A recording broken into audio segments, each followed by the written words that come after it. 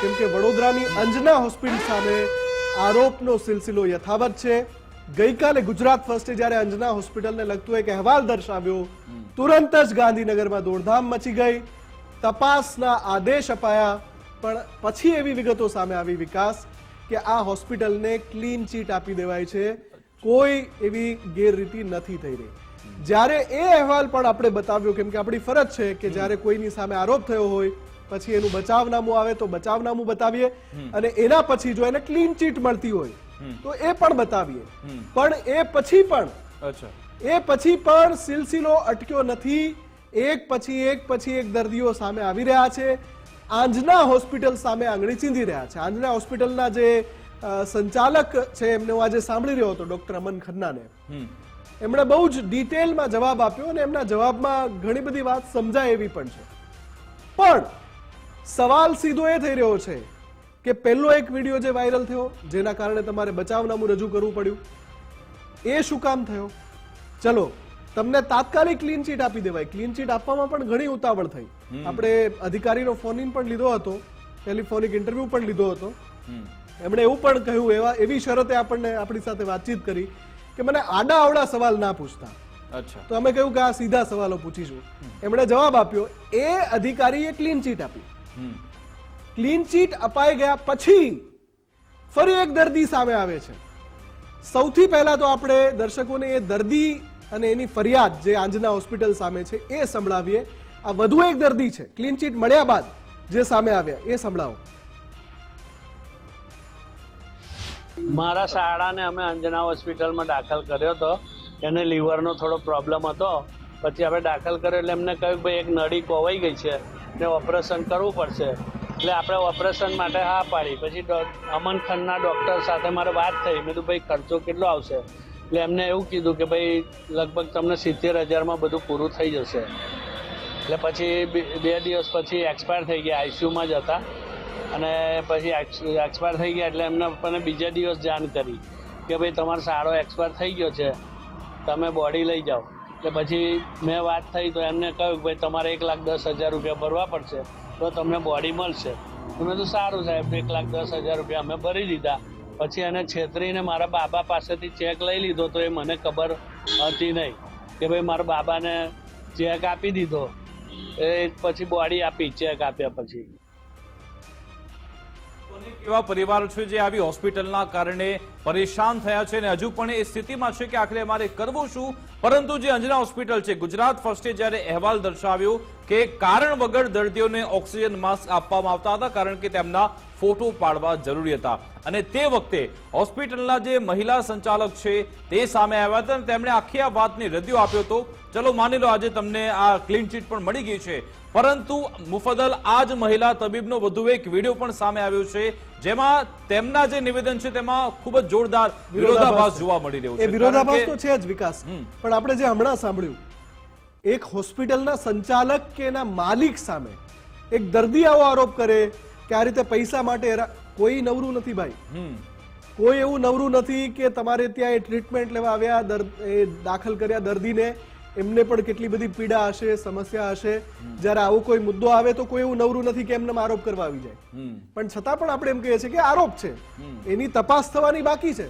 પણ સવાલ એ છે કે અંજના હોસ્પિટલ સામે એક પછી એક આરોપ અને એક પછી એક વિડીયો કેમ સામે આવી રહ્યા છે ભાઈ? તમે એક બચાવ કરો, એ બચાવ હજુ અમે મૂકીએ જનતા સમક્ષ, ત્યાં બીજો આરોપ આવી જાય છે, બીજો વ્યક્તિ સામે આવે છે. એટલે અમે કહીએ છીએ કે દાળમાં કંઈક કાળું છે. અને આપણે ઘટનાક્રમ બતાવીએ, પહેલો વિડીયો, બીજો વિડીયો. એ આપણે વિડીયો પહેલા જોઈએ કે જે દર્દીએ આક્ષેપ લગાવ્યા હતા કે ભાઈ અહીંયા માસ્ક લગાવવામાં આવે છે ને પછી જે આ મહિલા સંચાલકનો વિડીયો સામે આવ્યો છે, મલ્લિકા ખન્ના તેમનું નામ છે, જે એક હોસ્પિટલની જ્યારે આ વાતચીત થતી હતી કે ભાઈ તમને જનરલ વોર્ડમાં અમે કેમ નથી રાખતા કારણ કે આયુષ્યમાન યોજનાનો તમને લાભ નહીં મળે. શું સંવાદ થયો હતો એ સાંભળી. એક દાડો ચેકિંગ આવ્યું હતું, તે દાડો ઓક્સિજન બધું 4 કલાક લગાવ્યું.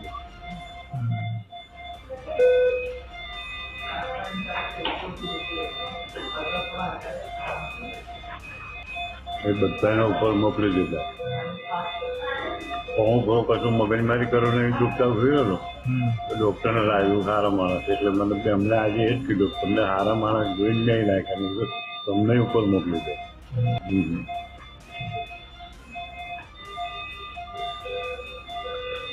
ना फिर दवा थी मतलब आईसीयू में इसीलिए रखा है क्योंकि देखो वार्ड की पेमेंट जितनी भी होती है आयुष्मान अप्रूव नहीं करेगा, नहीं पैसा नहीं खर्चना पड़े पर ये लोग को अप्रूव नहीं करते।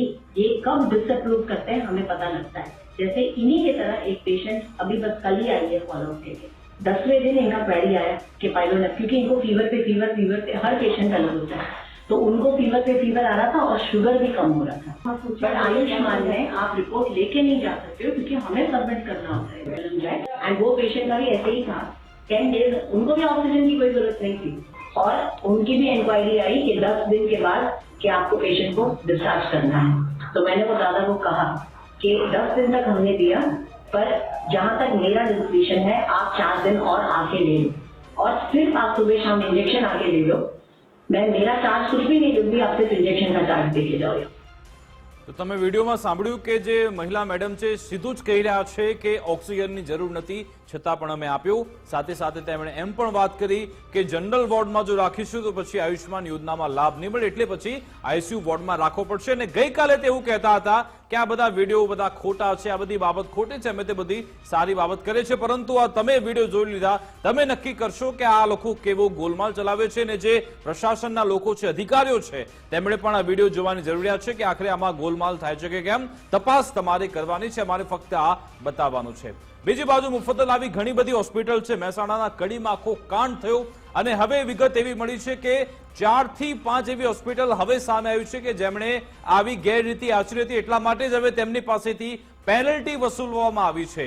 ખ્યાતિ હોસ્પિટલ કાંડ બાદ તંત્ર એક્શનમાં આવ્યું અને 4 હોસ્પિટલ પાસેથી 5 ગણી પેનલ્ટી પણ વસૂલવામાં આવી છે। અને આ હોસ્પિટલો પીએમ જયના નામે દર્દીઓ પાસેથી પૈસા પણ વસૂલતા હતા। આ યોજનાનો ઉદ્દેશ એ છે કે તમારી પાસે જો આ કાર્ડ છે તો કેશલેસ સુવિધા મળશે, 1 પણ રૂપિયો તમારે ખર્ચવાનું નથી। છતાં પણ આવી કેટલીક હોસ્પિટલ છે જે દર્દીઓ પાસેથી રૂપિયા પડાવે છે। આવી ઘણી બધી હોસ્પિટલ જેમાં મહેસાણાની લાયન્સ, કડીની ભાગ્યોદયને સાથે સાથે શંકુશ, વિસનગરની નૂતન, આ બધી હોસ્પિટલ છે જેમને આજે પેનલ્ટી આપવામાં આવી છે। એનો મતલબ કે તમે પેનલ્ટી આપો છો એટલે કે માનો છો આ લોકોએ ગેરરીતિ આચરી છે, તો પછી ફક્ત પેનલ્ટી આપીને સંતોષ કેમ લઈ લીધો? સવાલ સૌથી મોટો એ છે કે ખ્યાતિ હોસ્પિટલનો કાંડ સામે આવ્યો, આખા રાજ્યમાં કાગારોળ મચી ગયા। આખા રાજ્યમાં નહીં, આખા દેશે નોંધ લીધી છે ખ્યાતિના કાંડની, આખા દેશના મીડિયાએ નોંધ લીધી છે। ઘરે ઘર સુધી આ વાત પહોંચી ગઈ છે કે જેના હૃદયમાં કોઈ સમસ્યા નહોતી એના હૃદય ચીરી નાખવામાં આવ્યા પોતાની તિજોરી ભરવા માટે। અને હવે જ્યારે તમે આ કાર્યવાહી કરી રહ્યા છો, કાર્યવાહી તો કરવાની જ છે, તમારે હજુ વધારે કરવાની છે। ખ્યાતિ જેવા કાંડ, સ્ટેન્ટ કાંડ બીજે ક્યાં ક્યાં ચાલે છે, આયુષ્યમાન યોજનાના નામે ક્યાં ક્યાં કાંડ ચાલે છે, બધાનો પર્દાફાશ તમારે કરવાનો જ છે। પણ સવાલ એ છે કે સાહેબ ખાના પૂરતી ના કરતા, તમે દેખાડો કરવા માટે 5 હોસ્પિટલને પેનલ્ટી કરીને આ કામ પૂરું ના કરી દેતા।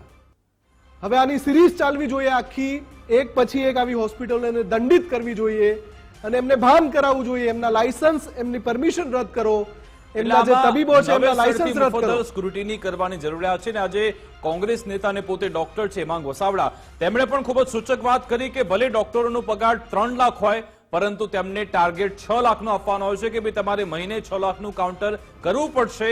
અને જે લોકો 6 લાખથી ઉપર કમાય છે પછી તેમને ઇન્સેન્ટિવ પણ આપવામાં આવે છે। એટલે કોર્પોરેટ કલ્ચર ચાલી રહ્યું છે હોસ્પિટલોમાં, જેના કારણે આ કાંડ સામે આવે છે।